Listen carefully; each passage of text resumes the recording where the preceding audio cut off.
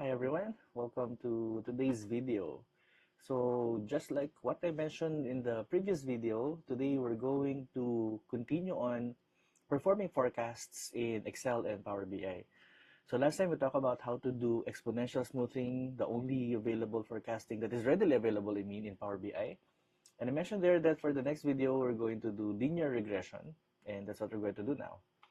So just to let you know, this video is part of a campaign, hashtag TEAMWATER, wherein Mr. Beast is trying to gain enough funds to provide access to communities without water. So if you're interested, the donate button is right below this video. So we hope that we get enough funds to succeed in this project. So anyway, so going on. So what we have here is a file that has dates and the number of transactions, let's say, for a certain store. And let's say that I want to do a regression analysis for this. Now, let's first define what regression analysis is.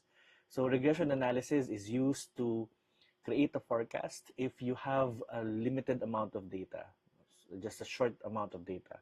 The thing is that with regression analysis, what you intend to do is to find the trend.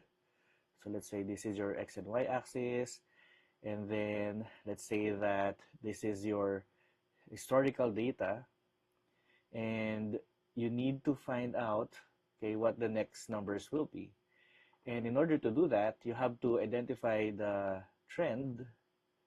Okay, so this purple line here is sort of like the trend of the actual data, and you need to find out what will be the next numbers, okay, in the trend. And the thing is that regression analysis is usually done if you have a very short amount of data, which means that you can only also forecast a very short amount of dates. If you have longer data wherein you have seasonalities, as we call them, then you have to use exponential smoothing. There's really no prescribed number when it comes to how much data you should have, but there's a way to check, okay, at least in a regression analysis, whether you have enough data or not. So I'll also discuss that later. But the idea is your data is too short that you cannot really identify seasonalities. Seasonalities are sort of like spikes or dips in your data that are recognizable because of their frequency, okay, common frequency, that they actually almost create a pattern. So the thing is that when your data is short, you really cannot identify seasonalities yet. So let's proceed with this. Now, there's a shortcut to do this, and that is the use of the function linear, okay, FORECAST.LINEAR function. So to demonstrate that, so we have here the last date as a March 20 yet of 2020. So let's say that I want to forecast what will happen, how many transactions I will get from March 21st, the day after, and until, let's say, just like just until the end of March for that year. So here we have just a limited amount of forecast. You cannot really forecast an entire year or 2 years just because you have like 3 months worth of data. So this is what regression analysis is for. So with this, we can use the function, okay, that is equals forecast and then linear. So forecast linear function will need for you to identify the x, which is the date that you're trying to forecast, and then the known y's, which are the values that are already known to you. And that would be cells B2, in my case here, downwards. So for the known y's, that corresponds to the values that you already know, the values from the past, historical data. Next one is the known x's. The known x's would be the dates, because those are already the dates that you already know. And just to give you an idea, like why are they known x's and known y's? So just to clarify that, in case you're wondering how to really do this, what's happening here. So remember when I drew a trend or a line chart a while ago? So the thing is that this is actually a line that is a result of the x and y axis, right? So here we have the values for the x-axis, and here we have the y-axis. Now, if you're going to do a line chart, okay, it means that you need to put dates, okay, on the x-axis part. So this has to be dates. This has to be the days that you have in your previous historical data, and y's would be the amounts that you're trying to forecast. That is why, if you notice, the known x's in our formula is going to be the dates, column A, and the known y's are those that are already known to you, which are the values. So that's the explanation for known y's and known x's. And that is also why if you look at the value here, x, this pertains to the date that you're trying to forecast, the one over here. Now, this is actually quite important because later I'm going to show you, okay, another method, and that one is that's one I think is better, but this one is actually will also work, but I will give you what the limitation is. So by simply inputting these arguments, then all you now have is the forecast.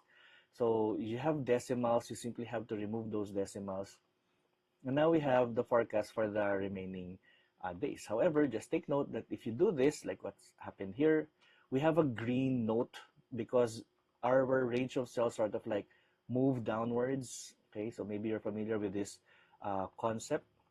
Now, what we're going to do is we're going to make the range B2 to B78 as absolute cells. We're going to press F4 to put dollar signs on these cells. Same with A2 to A78 because they're not supposed to move.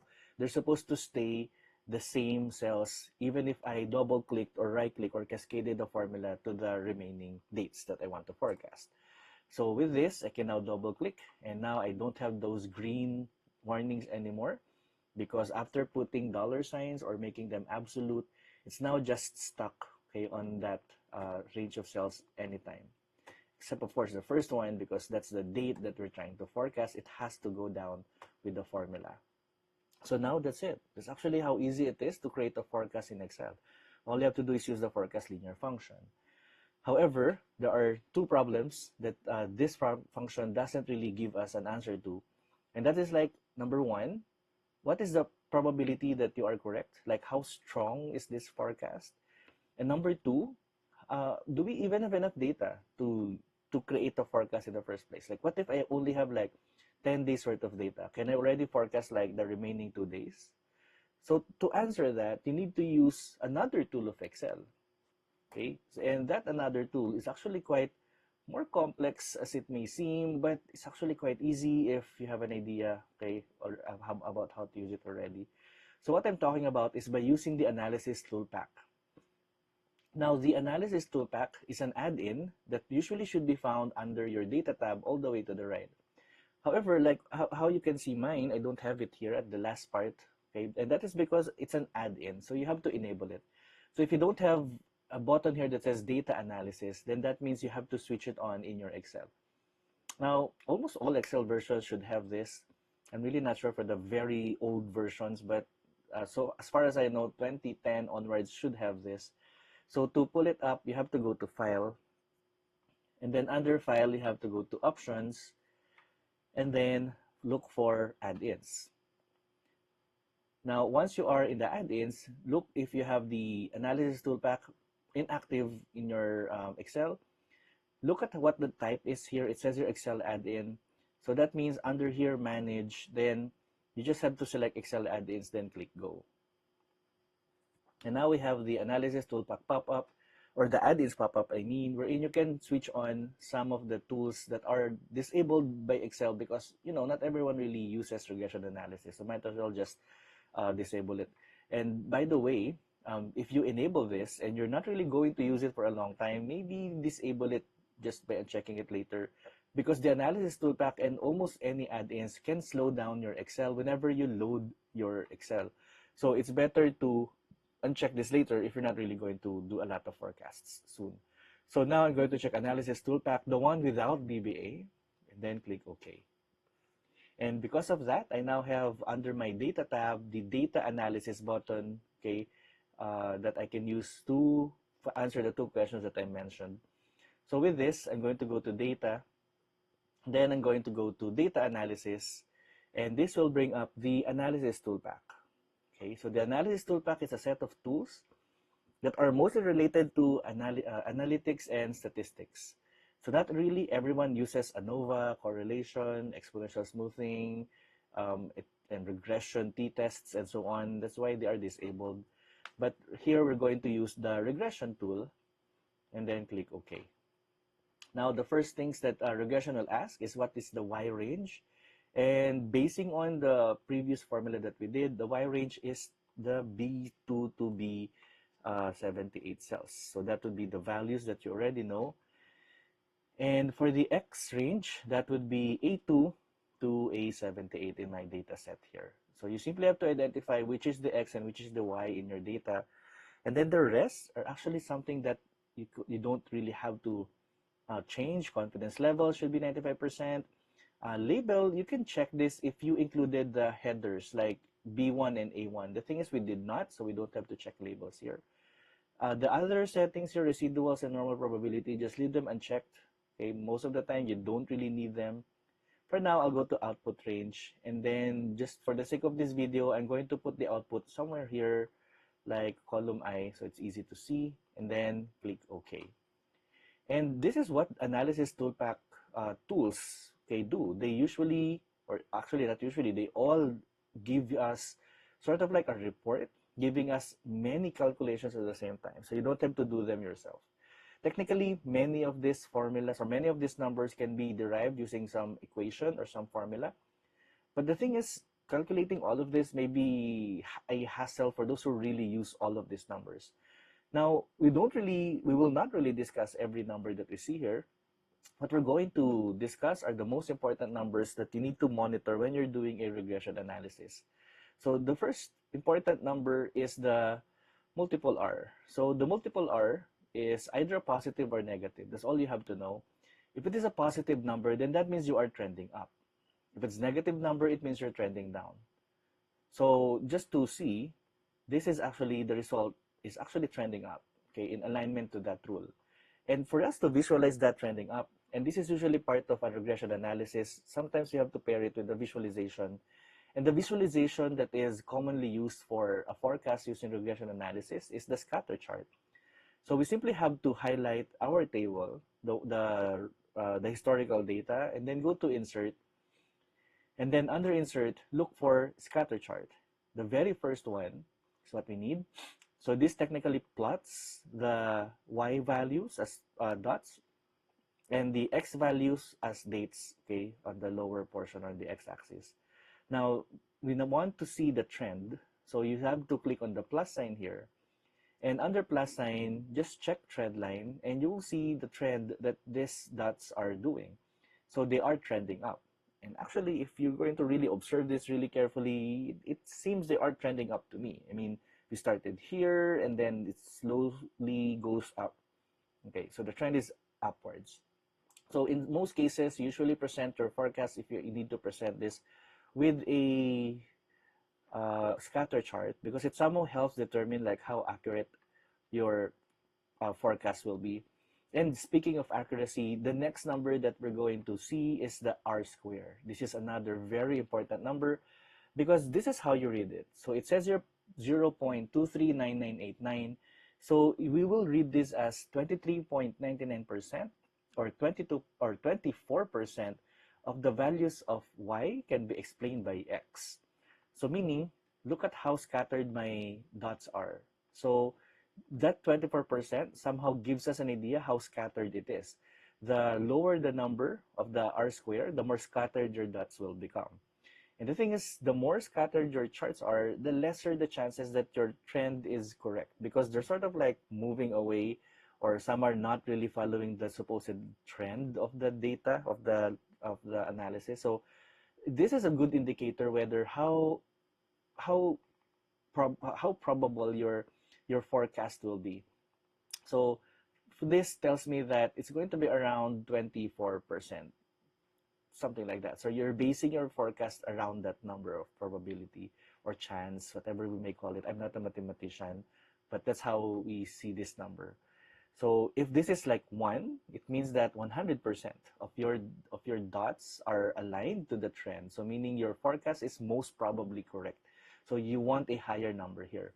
Now there's really no like rule regarding what number this should be. This is really more of like an indicator of the chances that your forecast is going to be correct. Now the next number that we need to check is this one, the significance F. So the significance F is the same as the p-value, okay, this one. So let me highlight to show you that they're technically the same number. And this is actually probably for me the most important number okay, in the analysis, because this is like uh, a must. Okay, it is a must that the significance f, or the p-value to be more specific, is less than 0.05. If the p-value is not less than 0.05, then that means you do not have enough data to proceed. So for you to say that you have enough data to proceed, you have to see the significance f, or the p-value, specifically the p-value, and it must be less than 0.05.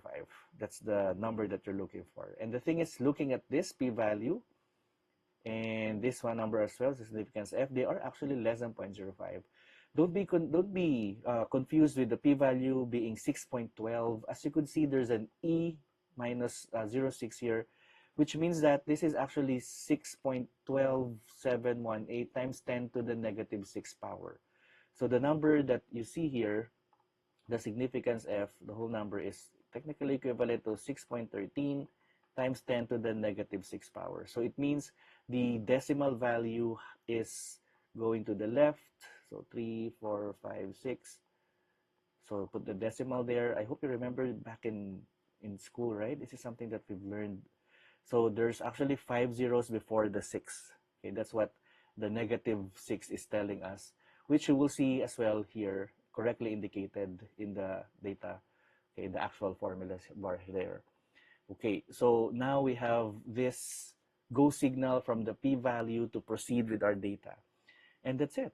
We already answered the two most important questions in the forecast, and that is like, what is the chance that I am correct in my forecast, or my numbers will be accurate? And do I even have enough data? Now, the thing is, there's no direct formula to handle the R-square and the significance f, or the p-value. So you need the analysis toolpak in order to find those numbers. Okay, something that the linear regression tool or formula doesn't really give us. It just gives us what the number should be, and that's it. Okay, but with these two numbers, you now have a little bit more substance to your forecast. Now, just to share with you as well, and the thing is that the analysis toolpak can actually single-handedly perform the regression analysis. You don't really need to use FORECAST.LINEAR if you already use analysis toolpak. However, you have to follow a certain equation. And that equation is, as you may know, okay, the slope of the line, and that is y is equal to mx plus b. So maybe this is something you've learned back in junior high or senior high. I don't know when this is taught. So the idea is that you can calculate the value of y, or the next number, by following the equation of mx plus b, or the slope, okay, times the x, or the date, plus the intercept. So I hope those numbers ring a bell. And where are we going to get these values? So the thing is, x is actually over here. So this will be our x, the values. Okay, if you remember, those are also the x that we supplied FORECAST.LINEAR. We're now looking for the slope and the intercept. And they're actually over here. Okay, so the slope and the intercept are also provided to us by the analysis toolpak, regression analysis tool. And just to share with you as well, just to, expand your knowledge about regression analysis in Excel, the values of intercept and slope can actually be calculated by using the function intercept. So intercept, open parentheses, and then I'm going to highlight the known y's, as you can see, and comma, the next one should be the known x's. They're the only two values that the intercept function needs. And then now you have